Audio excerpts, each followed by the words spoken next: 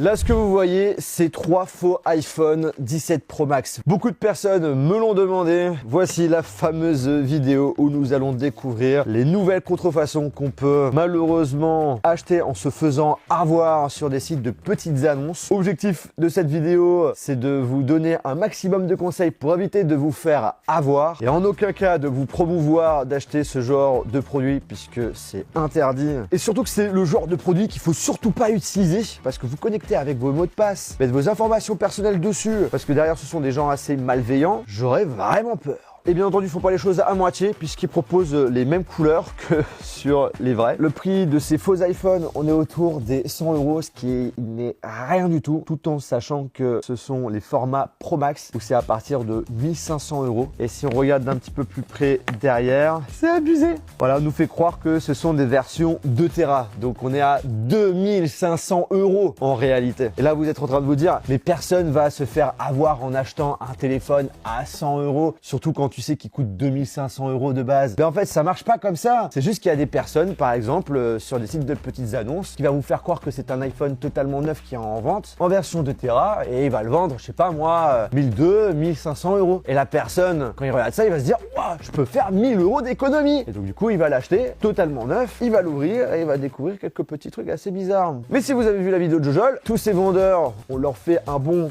et normalement, il devrait pas avoir de problème. Alors là, les amis, on a 2 boîtes. Il y a un vrai, il y a un faux. Je mélange le tout. Est-ce que je vais réussir à détecter lequel est le vrai, lequel est le faux? Celui à droite, il est complètement nickel. Celui à gauche, il est un petit peu pété. Là, vous allez vous dire, bah du coup, celui qui est un petit peu pété, c'est le vrai. Si on regarde la taille des boîtes, on a la même hauteur, on a la même longueur, même largeur. iPhone qui est écrit sur les côtés en orange. Le logo Apple aussi en orange qui change de couleur selon la couleur que vous avez choisie. On a cet effet relief sur la face de la boîte. Je dirais que la qualité de l'impression à gauche est un petit peu mieux qu'à droite, mais c'est kiff. Couleur un petit peu plus claire à droite. Il est un petit peu plus abîmé à gauche. Donc là, dans la logique, vous allez vous dire, bon, bah alors du coup, ça va être plus faux, mais je sais lequel est le vrai. Et le vrai, c'est celui de gauche. Parce que je sais que quand je l'avais acheté, les boîtes des vrais étaient une bonne partie abîmées. Ouais, ce qui est un petit peu chelou, vu combien tu sais que ça coûte. Donc, c'est un dingue de se dire ça, mais sur les contrefaçons, les boîtes sont plus clean. C'est n'importe quoi. Mais après, voilà, t'es une personne lambda, impossible de dire lequel est le vrai, lequel est le faux, hein. Trop compliqué. On tourne, ok, bon alors là, clairement, il y a une belle différence. Alors bon, vous en doutez, je l'avais déjà ouvert la vraie boîte. Les arnaqueurs, ils se font pas trop chier parce que du coup, ils reprennent encore une fois les mêmes choses que sur les anciennes boîtes, ils se sont pas mis à jour. Sur les vraies boîtes, tous les éléments sont intégrés, imprimés sur la boîte, alors que là, on est sur des étiquettes. Donc voilà, déjà, vous regardez l'arrière, c'est des étiquettes, c'est une contrefaçon. Mais là, ça ajoute une deuxième chose intéressante, c'est que cette année, Apple a décidé que pour chaque pays, on a un modèle différent. Là, par exemple, tout le texte est en français, alors que sur la fausse boîte, on a du français, mais on a aussi les autres langues européennes, ce qui était notamment le cas les dernières années. Petit exemple avec la boîte de l'iPhone 16 Pro Max. Donc je pense que Apple a décidé de faire ça pour faire chier les faussaires, voilà les faussaires. Sinon, en soi, tout le reste, c'est quand même bien copié, hein, que ce soit au niveau de la police, de la taille, même les petits icônes pour indiquer qu'il n'y a pas de chargeur secteur qui est fourni avec. On a les numéros de série qu'on va vérifier tout de suite si ce sont des vrais. C'est parti pour l'investigation. C'est un site d'Apple qui permet de vérifier les numéros de série. Mais ces dernières années, ces enfoirés reprennent des vrais numéros de série. WJ9DV2MY. Verdict. Yes, c'est bien un iPhone 17 Pro Max et qui a été acheté le 21 septembre 2025. Et les deux autres, est-ce que c'est le même numéro de série ou pas? Ah non, pour chacun, c'est un numéro de série vraiment différent. On va tous les vérifier. Comme ça, Apple, si vous regardez la vidéo, ben, vous pouvez prendre les numéros de série et déjà les blacklister, hein. C'est cadeau, c'est pour moi. Bon, là, l'appareil n'a pas été activé, mais c'est un vrai numéro de série. Et pour le troisième, verdict, pareil, vrai numéro de série. Il a été acheté le 23 septembre 2025. Et c'est des vrais numéros de série en rapport avec des iPhone 17 Pro Max. Donc cette technique marchait bien dans le passé, mais là, ces dernières années, bah, ils reprennent des vrais numéros. Et donc juste de reprendre ça, ça ne marche plus. J'ai ma petite lumière UV pour voir s'il y a des petites sécurités qui ont été remises sur la vraie boîte. Donc en haut, à droite, on a iPhone avec le logo Apple et un petit QR code qui s'affiche. Et on a aussi un petit QR code en bas. Ils reprennent la même chose que les dernières années. Est-ce que c'est le cas ou non? Verdict, c'est le cas, c'est la même chose. C'est abusé. C'est pas forcément tout le temps le cas, mais là, ils l'ont vraiment fait. Et même en bas à droite, n'importe quoi. Ils sont forts, hein. Ils sont vraiment forts. Après, pour information, ça fonctionne beaucoup plus facilement sur la vraie boîte que sur la fausse. Avant de l'ouvrir, il fallait que je vous dise aussi, ils nous fournissent, pour encore appuyer le fait que ça a été acheté chez Apple, des fausses factures. Oh là là là là. Et là, c'est des factures de l'Apple située à Opéra. Tu as même carrément le numéro de TVA, un bout de numéro de carte, quand ça a été acheté. Alors là, par contre, 10 octobre 2025. On tourne la vidéo le 14 octobre, mais je peux vous dire que ça, on les a reçus il y a plus d'une semaine. Donc voilà, encore une fois, c'est du pipeau. C'est parti pour ouvrir tout ça. Petite languette. C'est pas la même chose, mais ça s'y approche de plus en plus.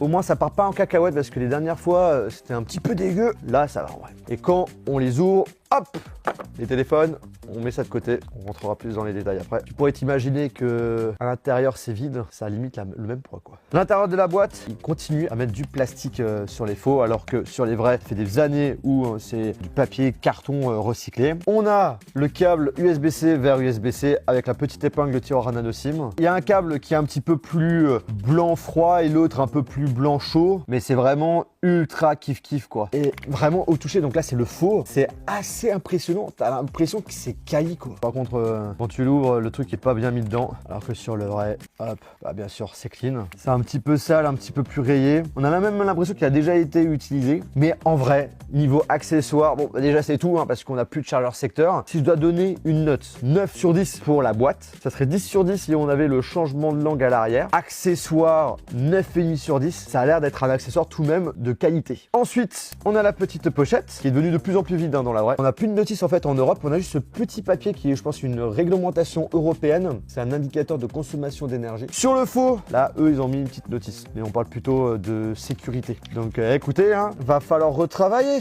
Mais encore une fois, voilà, l'intérieur reste hyper quali sur la contrefaçon.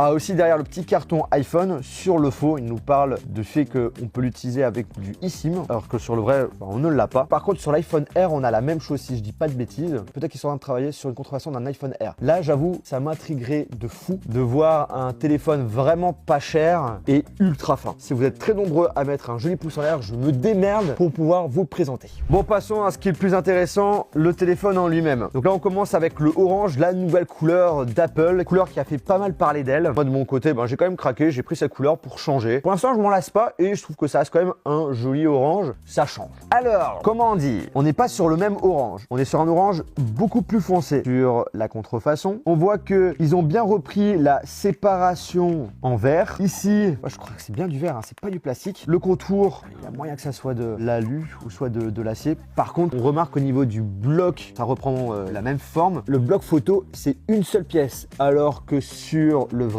c'est intégré au squelette du téléphone. Ce qui est assez bizarre sur le faux, c'est que la couleur du bloc photo n'a rien à voir avec le boîtier du faux iPhone. Le logo Apple est bien copié, il brille, bien positionné, rien à dire. Le positionnement des boutons, alors si on les prend comme ça là, en termes de hauteur, c'est kiff, largeur également. La disposition des boutons est vraiment similaire. Par contre, il y a deux choses qui changent. Déjà au niveau de l'épaisseur, le faux est beaucoup plus fin. Et on remarque aussi que l'emplacement de la carte nano SIM n'est pas pareil, c'est plus haut sur le faux. Et quand tu l'as en main, en termes de poids, on sent qu'il est quand même rempli et qu'il a l'air tout de même assez quali comme téléphone. Encore une fois, je vous rappelle, on est sur une centaine d'euros. On a un flash, on a un faux lidar, je pense qu'il ne doit rien avoir là-dedans. Dans les trois capteurs, tu dois en avoir un qui est vrai. Peut-être qu'ils se sont améliorés entre temps et qu'il y en a des nouveaux. Et c'est vrai qu'il me donne envie de l'ouvrir. Je sais pas si ça a quelque chose qui vous intéresse, que je fasse une vidéo où je l'ouvre. Je laisserai me mettre un commentaire. La petite protection au niveau de l'écran est assez similaire, cependant de base les petites icônes changent de couleur selon la couleur qu'on a choisie. Là c'est pas du tout le cas et on n'a aussi pas l'adresse de l'Apple Park. Alors il y a peut-être quelque chose que vous ne savez pas sur les iPhones depuis quelques années. On a au niveau du port USB-C la barre qui change de couleur selon la couleur qu'on a choisie. Et là je voulais juste voir si c'était contrefait ça. Et bah la réponse est non.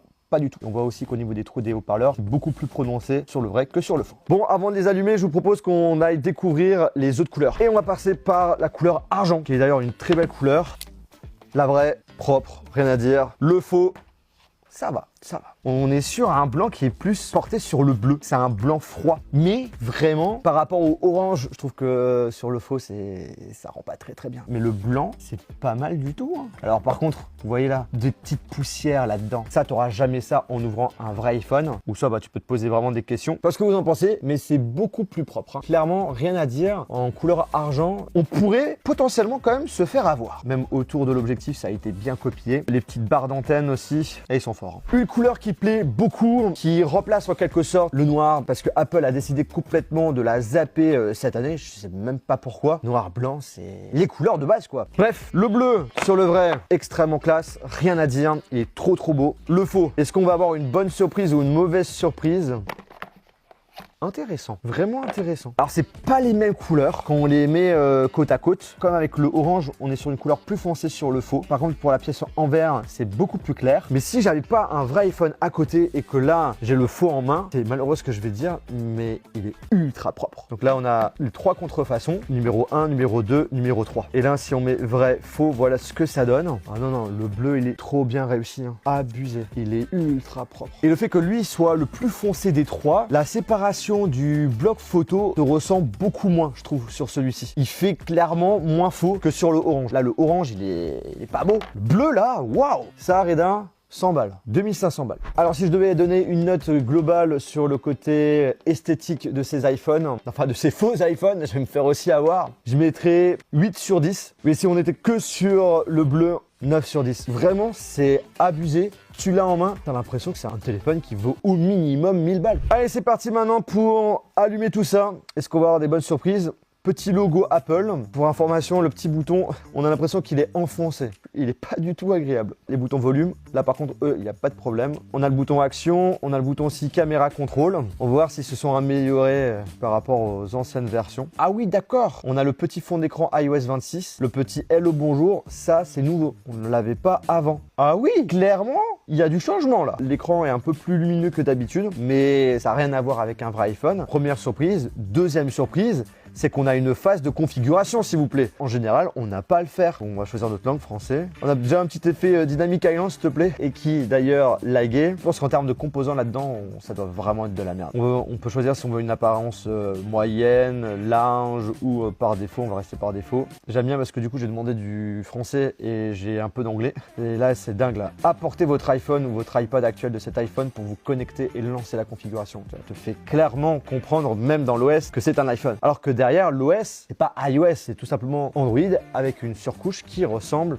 sans doute à iOS 26. C'est justement ce qui m'intrigue, c'est est-ce qu'on est sur iOS 26 ou une ancienne interface à la iOS 18. Donc là, on nous demande carrément de nous connecter en Wi-Fi, alors j'ai pas du tout envie. Il y a vraiment les mêmes phases de configuration. J'ai jamais eu ça. Hein. Waouh! Par contre, tu vois encore une fois de l'anglais. On peut configurer Face ID, bah tu sais quoi, on va configurer tout de suite. Attends, j'ai demandé de configurer tout de suite. Je demande de configurer, mais je peux pas, d'accord. Restaurer à partir d'iCloud, iCloud, service Apple. Bien entendu, si tu appuies dessus, qu'est-ce que ça fait? Mettre ses identifiants Apple, mais je ne l'aimais pas. J'ai tellement peur de pas transférer les apps. Maintenir votre iPhone à jour. Ouais, d'accord, on va voir si ça me propose de mise à jour. Activer la localisation, non. Temps d'écran, non. Analyse de l'iPhone, non. Analyse d'app, non. On peut même choisir si on le veut mettre en mode sombre ou pas. C'est la même configuration. C'est le bouton action. Enfin, on va customiser. Pareil, en fait, c'est un truc de dingue. On te demande si tu veux faire telle chose, mais en fait, si tu acceptes, en fait, on t'envoie bouler. C'est non, tu le feras plus tard dans les réglages, quoi. Bienvenue sur l'iPhone. Ah, là, par contre, ça, c'est très moche. Le chargement à la Android.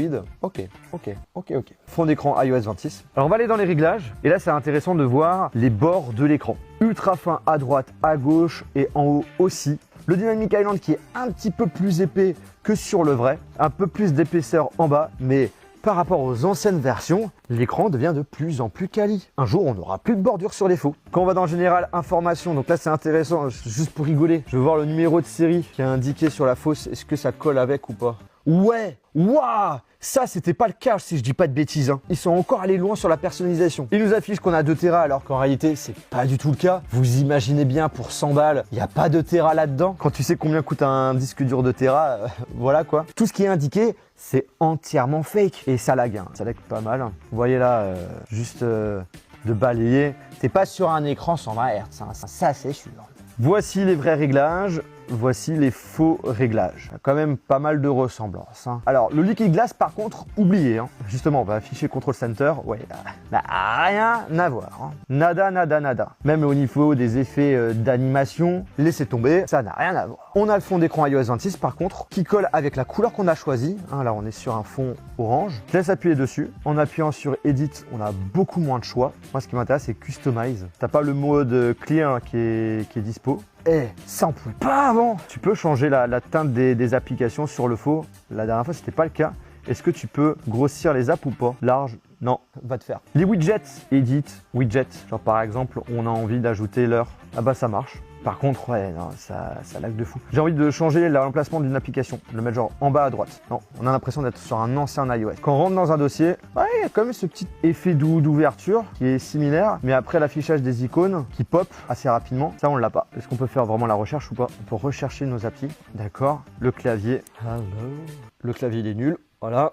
J'ai juste tapé un petit mot, je sais déjà qu'il est nul. L'appareil photo, ah ça j'aime bien. Alors, iOS 26, et là on est plutôt sur un ancien iOS, et encore bien plus dégueu. Hein. Donc vraiment rien à voir. Vérifions si nous avons 3 objectifs. Donc là on nous affiche l'ultra grand angle. Alors à première vue, l'ultra grand angle est en haut, ok. Je me mets en x1, d'accord. Donc le x1 c'est aussi l'ultra grand angle. Le téléobjectif, bah, c'est aussi l'ultra grand angle. Bon bref, vous avez compris. Le vrai est en haut, et les deux que vous voyez ici sont complètement fake. Faire une petite photo. Ça prend du temps et en plus de ça, le bruit fait tellement vieux. Caméra frontale tant qu'on est là. Un petit sourire, Reda. Ok. Attends, vidéo. Hello, hello. Comment ça va la famille? Vous nous entendez bien? Activez le flash alors qu'il n'a pas besoin d'activer le flash. Il y a assez de lumière, mon pote. Hein. Ouais, le truc enregistré. Ça fait tellement vieillot. Tu peux faire un time-lapse, slow motion, mode panoramique. Oula, la flèche est partie en cacahuète. Ah ouais, attends, on va dire que c'est bon. Bon, on rigole, mais juste comme ça, le mode panoramique a l'air de bien fonctionner. Hein. Mais la qualité est complètement dégueulasse. Hein. Si on regarde la vidéo là. Hello, hello. Comment ça va la famille? On a l'impression que c'est un micro d'une caméra qui a 20 ans, tu sais. Hello, hello. Comment ça va la famille? Vous nous entendez bien? Et par contre, la caméra frontale, quand tu as fait la photo, le rendu est beaucoup mieux que le visuel. Hein. En vrai, ça va. Même là, le Sony reste assez net. On voit même tes lunettes. C'est bien bruité par contre. On voit les flippers à l'arrière. Non, la caméra frontale, ça va. Hein. La caméra avant, par contre, oh là là là là là. Pas possible. Quand t'as énormément de lumière, on peut pas se permettre d'avoir autant de bruit. Dégueulasse de chez dégueulasse. Tiens, il y a quelque chose que j'ai envie de tester. Est-ce qu'on a la recharge sans fil dessus? Verdict, verdict. Bah, pas l'impression. Hein. En tout cas, si on se pose la question si y a le MagSafe, la réponse est clairement non, pas du tout. Là, il fait des trucs chelous. En fait, avec le MagSafe, le système aimanté, là, le faux iPhone, il comprend rien du tout. Regarde ça, on a l'impression qu'il est possédé le truc. Il fait des trucs tout seul. Bon, pas de recharge sans fil. En tout cas, si elle y est, elle fonctionne pas. Le truc qui était quand même super important, c'est que la caméra frontale, c'est une des grosses nouveautés sur le nouvel iPhone. Super, il bug. Oh, il bug, il bug. Il bug. Non, je veux juste quitter. Oh là là, c'est nul. C'est nul. Regarde, je peux plus rien faire. Testons caméra contrôle. J'appuie une fois dessus. Ça ouvre l'application appareil photo rapidement, ok. Est-ce qu'on a la fonctionnalité tactile? Oui, monsieur. Par contre, t'as pas le système de pression pour pouvoir changer de réglage. En fait, tu peux que zoomer en fait. Super, donc ça servira vraiment à rien. Déjà sur le vrai, il sert pas forcément à grand chose. Alors là, sur le faux, nada. La grosse nouveauté sur les nouveaux iPhones, c'est la caméra frontale où justement tu as un capteur carré pour pouvoir faire des photos ou des vidéos en mode paysage en le tenant en mode portrait. Tac. Voilà. Ah bah là, pas du tout le cas. Va te faire. Bouton action, parfait. J'ai envie d'activer par exemple le mémo. Est-ce que ça va marcher? Yes! Ah non, là ça ouvre l'application. Alors que sur le vrai, ça lance tout simplement un enregistrement. Le Dynamic Island qui est un petit peu faké. Hein, on a quand même le petit effet. Le mode silencieux, ça marche. Lampe de poche, ça allume et ça l'éteint ou pas? Bon bah ça marche. Mais c'est à moitié personnalisable. Hein. Rien à voir avec le vrai. Face ID. Face ID. Alors déjà, dans les réglages, tu tapes Face ID, il ne le trouve même pas. Ça doit être dans sécurité, Face ID et code, déverrouiller l'iPhone. On va mettre un mot de passe hyper sécurisé. On va déverrouiller l'iPhone à Face ID. C'est parti. Je tourne ma tête. Oh, ça a l'air d'être bizarre quand même leur truc. Donc là, il détecte mon visage. Très bien. À ton tour maintenant, Reda. Ah, et là, moi. Ça marche. Pour une fois quoi. Refais pour voir. Là, il ne détecte pas. Et là, moi, ça marche. Waouh! Cette fois-ci, ils ont mis une vraie sécurité faciale. Il y a de l'amélioration encore une fois. Waouh! Alors, il y a plein de mauvaises choses dessus, mais il y a aussi pas mal d'améliorations. Peut-être qu'un jour, on aura quelque chose de nickel à 100%. On va voir si la sécurité marche très très bien. On va faire une photo de moi. Verdict. Bon, on a une sécurité faciale, mais elle est pas très sécu. Encore une fois, les amis, faites super attention. Il y a beaucoup d'arnaques sur les sites de petites annonces. N'hésitez pas à la partager à vos amis, à un membre de votre famille qui aimerait acheter justement le nouvel iPhone pour éviter qu'il se fasse arnaquer. Et si vous êtes très nombreux, et je pense que je suis pas le seul à être intrigué, on le démonte, on voit ce qu'il a dans le ventre. Et s'il y a d'autres choses que vous aimeriez que je fasse dessus, lâchez-vous en commentaire et on le fera en même temps dans cette vidéo. Sur ce, n'hésite pas à t'abonner et à regarder une de nos dernières vidéos.